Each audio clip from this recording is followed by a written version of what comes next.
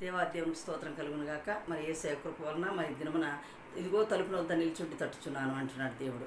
మరి ప్రకటన గ్రంథము 3వ అధ్యాయము 20వ వచనం చూసినట్లయితే, ఇదిగో తలుపున వద్ద నిల్చుండి తట్టుచున్నాను, ఎవడైనను నా స్వరం విని తలుపు తీసిన ఎడల నేను అతని యొద్దకు వచ్చి అతనితో నేనును నాతో కూడా అతడును భోజనం చేయదుము అని చెప్పి అంటున్నారు. కాబట్టి ఆయన కవిగిలోనికి వెళ్ళడానికి చేతులు చాచి ఉన్న దేవుడు ఈ దినము నా హృదయం అనే తలుపున వద్ద నిల్చుండి తట్టుచూ ఉన్నాడు. నా కుమారుడు, నా కుమార్తె, నేను వచ్చినాను, నేను నీలో చేర్చుకో, నేను నీలోకి వస్తాను అంటున్నారు.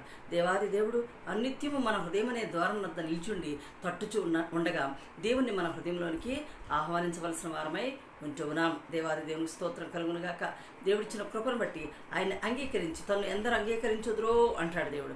ఎంతమంది అయితే అంగీకరిస్తారో వారి పట్ల ఆయన కృప చూపగలవాడై ఉంటూ ఉన్నాడు. దేవాది దేవునికి స్తోత్రం కలుగును గాక. మీ అందరూ కూడా మనందరం కూడా ఆయన వరకు మన ద్వారం తెలవలసిన వాడమై ఉంటూ ఉన్నాం. ఆమేన్.